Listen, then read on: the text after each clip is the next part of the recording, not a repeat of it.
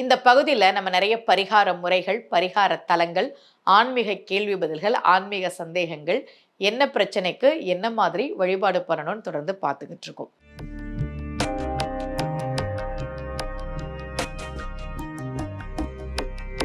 ரகசிய உண்மைகள் சேனலை பார்த்து கொண்டிருக்கும் உங்கள் அனைவருக்கும் சுமதி ஸ்ரீயின் அன்பு வணக்கம். இப்போ நீங்க பார்த்துட்டு இருக்கிறீங்களா ஒரு ஜாதகம். இந்த ஜாதகம் ஒரு குழந்தையோட ஜாதகம்.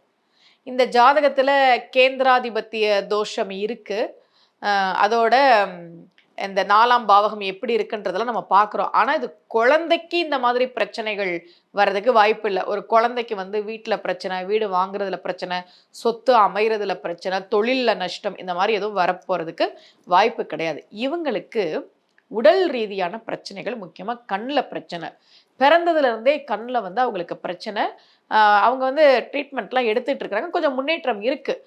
இருந்தாலும் நாங்கள் ஏதாவது கோவிலுக்கு போகணுன்னா நீங்கள் சொல்லுங்கம்மா, அவங்க பதிவுகள்லாம் நாங்கள் பார்க்குறோம் அப்படின்னு சொல்லி பேசினாங்க. குழந்த ஒரு 5-6 வயசு உள்ள ஒரு குழந்தை, கண்ணில் கொஞ்சம் பிரச்சனை இருந்தது.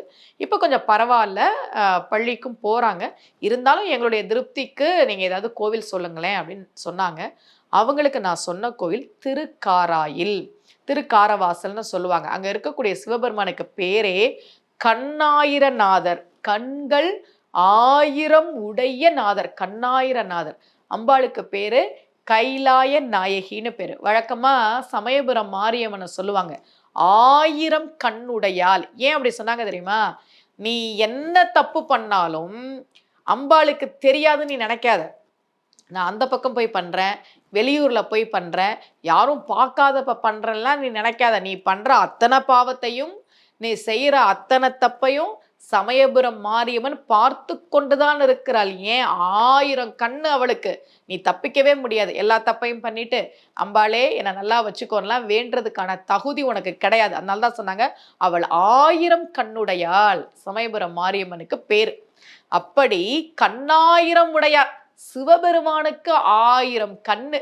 அங்க போய் நீங்க ஒரு முறை வழிபாடு பண்ணுங்க அப்படின்னு நான் சொன்னேன். உங்களுக்கு கூட ஏதாவது கண் சம்பந்தப்பட்ட பிரச்சனைகள்லாம் இருந்ததுன்னா முறையான மருத்துவ சிகிச்சையோடு இந்த கோவிலுக்கு ஒரு முறை போயிட்டு வாங்க. ரொம்ப அழகா நம்முடைய தேவார பதிகம் சொல்லுது, சேர்த்தானே தீவினை தேய்ந்தர் தேவர்கள் ஏத்தானே, ஏத்து நன்மா முனிவர்க்கு இடர் காத்தானே, கல் வயல் சூழ் திருக்காராயில் ஆர்த்தானே என்பவர் மேல் வினை ஆடாவே.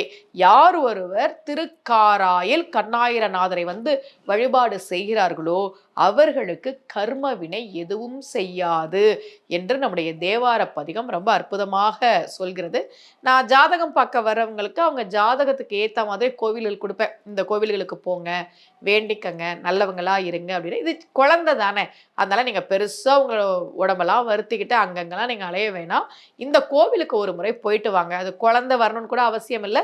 நீங்க ஒரு முறை அந்த கோவிலுக்கு போய் பேர் நட்சத்திரம் சொல்லி அர்ச்சனை பண்ணிட்டு கண்ணாயிரம் உடையார்கிட்ட வேண்டிட்டு வாங்க அப்படின்னு சொன்னேன். உங்களுக்கு கூட ஏதாவது கண் சம்பந்தப்பட்ட பிரச்சனைகள் இருந்ததுன்னா ஒரு முறை இந்த கோவிலுக்கு போயிட்டு வாங்க. மீண்டும் சந்திக்கலாம். அனைவருக்கும் அன்புடன் சுமதி ஸ்ரீ.